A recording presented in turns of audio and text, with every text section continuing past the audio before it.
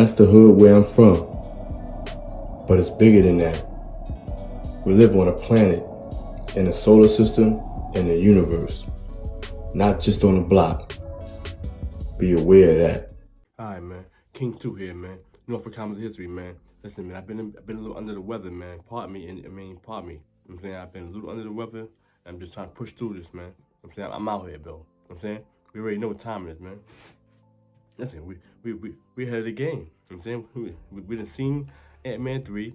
Everything that worked out how we need to work out. I'm saying we heard the situation that we need to hear. Okay, to everything that's going on in the movie. I'm saying we didn't seen all people didn't like the movie. All people whatever didn't like Kane.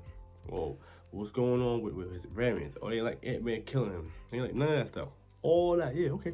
Yeah, his armor, his technology, the multiversal wars, yeah, all that. Whether he escaped, is he dead? We got the Council of Kings, we got all that stuff. Yeah, yeah. Nobody, yeah, everybody's jumping on all that stuff. They get everything. Council of Kings, everything. Listen, we're gonna have videos on that, no doubt. But listen, they're forgetting about the most important thing in the movie that was said, and nobody's been talking about it. Nobody.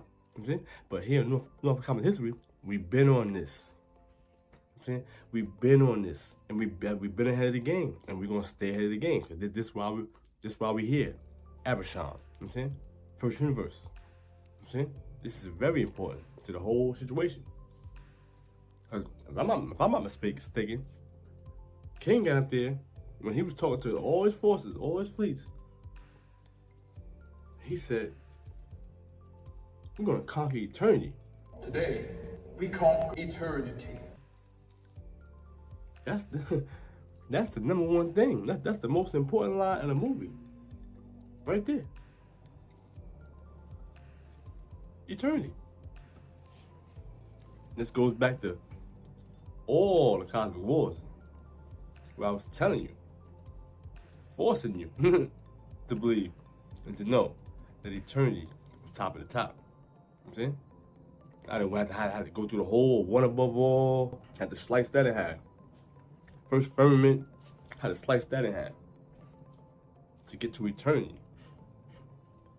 And tell you that eternity is controlling all his universes. They're all his. He needs them to survive. You know what I'm saying? That's it. He only created life to survive. That's it. He doesn't care about life. He needs it. He needs the energy of life to sustain himself. That's it. You know what I'm saying? He created aspirins to keep him alive by creating stars, galaxies, planets, all that. Even life. But life created on planets and stuff like that. Realms, stuff like that. But he needed the light, stars, galaxies, stuff like that to stay alive. When he came into himself, you know what I'm saying? He was in space. It's darkness. Space is more powerful than eternity. It's taking his power, you know what I'm saying? He realized that space was draining him of his power. So obviously, we need to have a backstory on eternity. Like I said this in other videos. But it's like, yo, he realized that space was destroying him. So he had to create beings to create light to keep him alive. That's why he created the aspirin like that. Ultra powerful. And they could create worlds, galaxies, suns, anything. They could do anything. But they was ants to him. You know what I'm saying? Like they are play figures to him. Nothing. Ants. But the power, these aspirin are bigger than our worlds. They're bigger than galaxies. These are huge people. But they're ants to eternity, like little miniature ants to him. You know what I'm saying? He created billions of them, like roaches, like built billions of them to make planets, galaxies for us to live in. You know what I'm saying? This is the dynamics where they're going and where nobody else know they're going. This is what it is. And for him to do this, he did all this just to keep his own life. You know what I'm saying? So now, he got them only for eternity. Building planets, stars, and galaxies for him. That's it. And they gotta do it the way he wanted it done. They can't do nothing on their own. They have to get approval and permission to make these moves, to build galaxies, stars, and planets, stuff like that. This is where ARISHAM comes in. You know what I'm saying? Now, he comes in, he wasn't jacking the whole situation. He wasn't jacking the fact that they was black, that it was only one color. He came in, changed his color to whatever colors. You know what I'm saying? Now, he ain't jacking the fact that he's a slave. Forever. He ain't jacking the fact that they're doing things with no repercussions. There's no life, no nothing.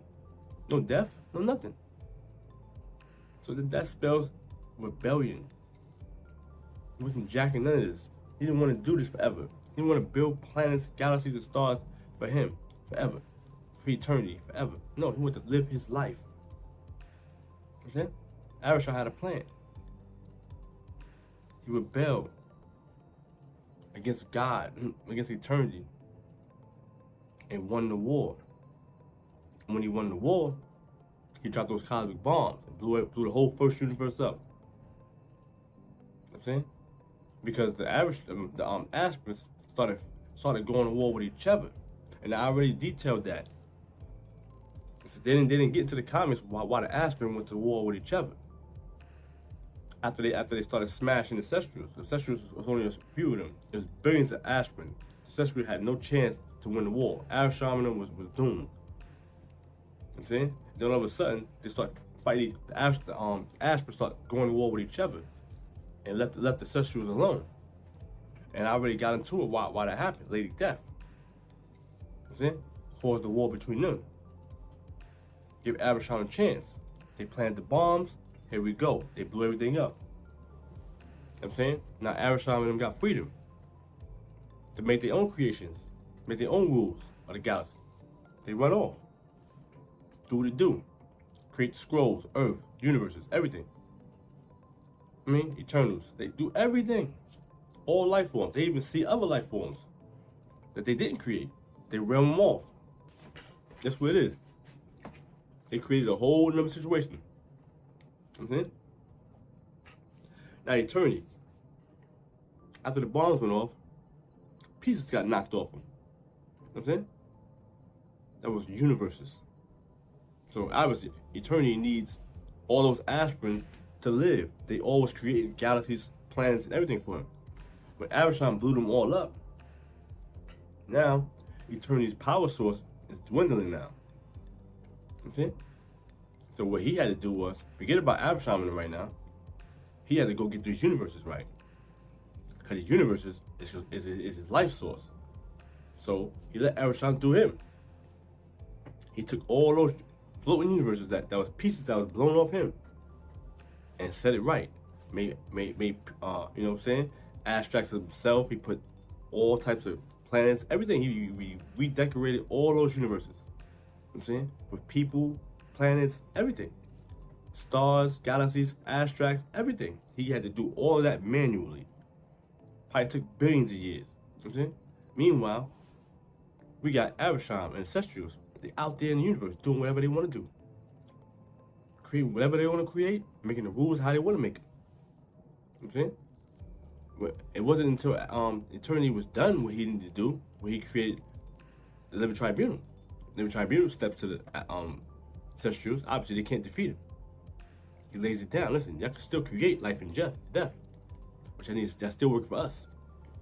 That's it. They still got to create stars, planets, and galaxies for eternity. That's it. And follow the rules of the galaxy. I'm the law of the galaxy. You follow my law. That's it. And that was what it is. They follow the Living Tribunal and eternity's law of the galaxy. But now, he peeped this. Obviously, eternity could destroy them and create his own ancestors that's going to follow the rules. So why didn't he do that? Now I get why. Now I'm gonna see if the MCU adapt this, or they have another way to do this. Because I just think that ARISHAM, he went to war with eternity. He rebelled. He destroyed the whole first universe. He almost killed eternity, or tried to. I don't think eternity will forget that. I think eternity will eliminate ARISHAM and destroy all the Cestrals. But what he did, though, what ARISHAM did to ensure a life insurance policy for the Cestrals and himself, was he created the Beyonders. Okay? He went and created the Beyonders. The Beyonders are more powerful than him. More powerful than the Cestrals. They could take down anything. He made them. It's a failsafe. Because if eternity destroys ARISHAM and the Cestrals, they release the Beyonders on eternity. Eternity don't want that. So therefore they have to keep ARISHAM alive. He's like Vladimir Putin. He got a dead man switch. You can't do nothing to me. I die, his whole thing go. This is what it is with ARISHAM. Keep himself alive by time. That's what he wanted, just buy time. Make more Cestrals. That's why he's doing all this. That's why he's getting Eternals, going to planets, all that. Trying to make more Cestrals so he can go to war with eternity. That's why he want to war with eternity. And he does not want to follow any more rules. You know what I'm saying? So it doesn't matter to ARISHAM about what's going on with Secret Wars. Right? He wants the war with eternity. Like I told you, eternity got big problems. He always had big problems. You know what I'm saying? With the Cestrals. You know what I'm saying? Always. They was just slaves. Can you imagine? We all seen Eternals here. All of us seen Eternals. ARISHAM, he's bigger than the planet, bigger than Earth. He created Earth. You see when he sucked up all the Eternals out of Earth, there was nothing ants to him. Now, the power that he has, Earth was nothing to him. Earth, he can do whatever to Earth, nothing. It's ultra power. He could phase out, he can do whatever. He is ultra powerful. He creates suns, galaxies, everything. He was a slave of eternity. You understand? A slave. This is the type of power we're dealing with eternity. Now ARISHAM keeping himself alive, he created the Beyonders. His insurance policy. Now, we're gonna see what happened with Beyond the Kang and all the other stuff. But this is real. ARISHAM created the Beyonders. So now we got Kang the Conqueror. We got Kang from Ant-Man and the Wasp. Where'd he go? When he was sucked into that engine. Okay? So we're gonna see what really was going on. Is it ARISHAM gonna make an appearance? Like, yo, what's up? You wanna take the universe? You wanna take eternity? Yeah. I give you the power to do it. Are we gonna see ARISHAM Kang plotting? Listen, we see the technology that Kang has. It's Cestral. You see the Cestral circles on all that stuff. That's ARISHAM. Look, watch Eternals. Look at the circles. Look at all the technology. It could be an ARISHAM Kang alliance to take eternity down. That's a fact. Cause look, listen. In the Ant-Man 3, when you see all the variants, you see Woman Tut, Immortus, and Scarlet Centauri, and you see all three of them, and you see Council of Kang, and you see them open up that door, you see the whole multiverse there. You see? You see that? Wait a minute. They're basically ciphering off power of eternity. Eternity knows God has to be aware of this. But eternity, he's greedy. He's greedy for more power. Hey, they ain't doing nothing but keeping him alive. They create more universes, more timelines, more stars, more galaxies, more stuff like that. Eternity don't want to interfere with that. Okay, yeah. They want to run the multiverse, go ahead. Do what you want to do. It's more universes for me. I'm alright. And you ain't not keeping it in line? Okay, go ahead. But now, the wars happen. Or the universes start going down. That's it?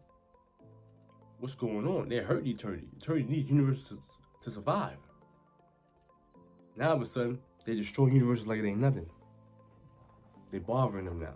That's why you see eternity make small moves. He made a power play, created love, and Thor, Love, and Thunder. saying? It's a power play. Why did he put love with Thor? To protect Thor. You know what I'm saying? And what's going on here? You know what I'm saying? Remember, eternity got control of time and space. Even though the Kanes are ciphering off some power from eternity, eternity got power of all that. So we're gonna see what's going on here. It's real. We're dealing with first universe stuff now. So now, ARISHAM, we gotta see something. Eternals 2, it's gonna be serious. A backstory. ARISHAM, man, and the Beyonders. Because if you're telling me Kane's going into the Beyondverse right now, gotta get an origin story now. You gotta come now. Because you gotta prepare people for the Beyonders now. We might have to see Kane make a move or two. You can't just have Ant-Man 3 and then have Kane Dynasty 3 years later. We gotta have pit stops. We gotta have some pit stops before Kane Dynasty. You know what I'm saying? You gotta go see some variants. That's a fact. So we're gonna see what's going on here, man. Obviously, we got Scarlet Chitauri and we got Immortus. You know what I'm saying? So obviously we're gonna deal with Immortus. I'm saying, the thing about Immortus is he was really actually playing by the rules. Like we see, like in Loki, we got the timekeepers. You know what I'm saying? And we have another statue that's destroyed. We don't know who that statue is.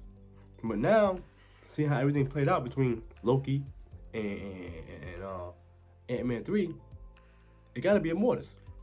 So in the comics, the real timekeepers, I mean like the cosmic timekeepers, the ones that's keeping calm of the whole multiverse, like they the ones that really keeping time. They started jacking Immortus. They started feeling what he was doing. Like, okay, he's really trying to control time, keep everything safe, keep everything right, even keep his Kanes in line. You know what I'm saying? Keep his variants in line. So they went up and plucked him one day. Yo, listen, we feeling you. We like what you're doing with time. So we're gonna grant you this, we're gonna grant you that, and we're gonna give you more power to control this thing and keep your Kanes in line. So they ain't have to worry. See, they did it twofold, but they ain't have to worry about the Kanes no more. It's an infinite number of them. So we can sign somebody that's going to control the Kanes, and then they can worry about the whole universe now. They got to worry about, because the Kanes is a whole nother universe into itself. You worry about the Kanes. So if you got somebody to control the Kanes, then you can worry about the rest of the whole everything. Okay, so that's what it was. They had the guy, boom. They assigned him the 4th seat of the timekeepers. So they got the three cosmic and Immortus. So that's how he got the name. So he was immortal. He's with the cosmic timekeepers. You know what I'm saying? So obviously, you see the Kane Wars happen. Obviously, he who remains access the power of Goliath, takes down the Kanes. So if we take down all the Kanes, he takes down Immortus. That's why you see the statue destroyed. And now he who remains is the 4th timekeeper. Okay? So this is just what it is. I mean, this is real. This is he who remains is not the big not the big variant. You know what I'm saying? He just became the big variant because he took down all his variants. And so his death sent everything back into disarray. Sent the Kanes back into power. So now we got Victor Timely. So we're gonna see what's going on with that when Kane. I got a whole other Kane situation going on. But like I said, we're gonna see the connections with ARISHAM. His technology is ancestral. Now, obviously, we know the Ancestrals is the greatest technology in the universe. If Kane is going to any universe he wanted, he's definitely had to go to an ancestral universe to get technology. He had to. So, or made it some type of deal with ancestral or ARISHAM. You know what I'm saying? So it's real, man. This is real. This is not no games. Kane had to go through the ancestrals. ARISHAM got a story, man. You know what I'm saying? Now, listen, this is what we're going to do now. We're going to talk Galactus now. You know what I'm saying? Because, I mean, a lot of people we don't hear nothing about Galactus. Everybody's just waiting to see it.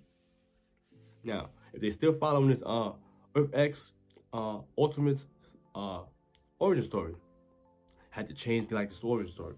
Now we obviously got light blinger Galactus in Defenders comics, but we ain't going for that. You know what I'm saying, we already see the premise. We see that the ARISHAM needs the planet's ancestral eggs in all the planets. You know what I'm saying, and he needs the population to grow so that the ancestral can grow and hatch and destroy the planet. You know what I'm saying? Now this ancestral is going against eternity because ARISHAM rebelled against eternity. Even though they're still working for eternity, he's trying to get soldiers so that he can show force. So if he's doing this and he needs planets to get his soldiers to arm up against eternity. So now in the comics, in real life, obviously eternity needs something to help stop ARISHAM to get his population up so that he can't go to war with him. So he creates Galactus, man. You know what I'm saying? Now, in the comics, you know what I'm saying, Galactus was he's a human basically. He was a space explorer. You know what I'm saying, and his name was Galen, and he was a space explorer, scientist, whatever. But one thing about a Galactus, Galen, he wanted his life. You know what I'm saying? And that's what eternity knew in his heart. He wanted his life. So what he did was, on the eve of the universe being destroyed, he went in there and took his essence and put it right into Galen and created Galactus. You know what I'm saying? Devourer of worlds. You know what I'm saying? His curse was he had to eat worlds to live. Why would eternity create somebody to eat worlds? In the comics, they just don't tell you that. They just tell you that he's a necessity. Watch it says he's a necessity to the universe. They don't really dig into it. You know what I'm saying? And, I'm saying even in the Defenders, Al Ewing, he just basically playing with Galactus. They made him the life bringer and all this type of stuff. They really didn't get into why MCU is gonna settle this once and for all what Galactus is. You know what I'm saying? And then you see what it's gonna be. Galactus was made by eternity to keep the Celestial's population at bay. That's it. He was only made to keep the Celestials in check, because you cannot have a universe where the Celestials is treating creating soldiers like it ain't nothing. Remember, they only need 1 million years for a Celestial to be ready. They live in billions of years. It ain't nothing. It takes billions of years to create a sun or something like that. So eternity is waiting for suns and galaxies to be formed. They creating Celestials are being created every year. They need somebody to stomp those out. Stomp those Celestial seeds out so that ARISHAM won't have supreme soldiers, supreme manpower. You understand? This is what's going on in the cosmic world. It's cosmic war. So Galactus, he gave Galactus all types of power. He's more powerful than Celestials. Okay? He can handle Celestials. Because his job is to make sure the Celestials don't overpopulate the universe. That's it. He can stop time. He can do whatever. He could travel. He can do whatever. He could travel the multiverse. Galactus. Ultimate power. Only thing is he has to feed. And Galactus wants to live. Then he does not want to die. He's a scientist. He finds his life. He obviously is going to find his way of life fascinating. He was a human, living a human life. Then all of a sudden he sees the end of the universe. He survives the end of the universe. I'm talking about Galen now. Survives the end of the universe. Gets reborn into a cosmic being that has all types of power. It's unbelievable. As a scientist, somebody that wants to know about life, has this happened to you? Now you're Galactus. You're in space. You can do whatever, but you have to live by eating planets. Even though you don't want to eat planets, you want to survive because you want to see more stuff. You can be alive billions of years. You know what I'm saying? So eternity has his man. Galactus wants his life. So he's going to keep working for him. He's going to keep eating plants. He's going to keep eating those ancestral seeds, and keeping ARISHAM soldiers down. That's why when you see ARISHAM, not only do you have scars on him, that could be recent scars when they fought Galactus. Because Galactus is a threat to their population. Yeah, Eternity is not gonna can't willingly wipe the ancestors from existence, but he made a subtle move and created Galactus.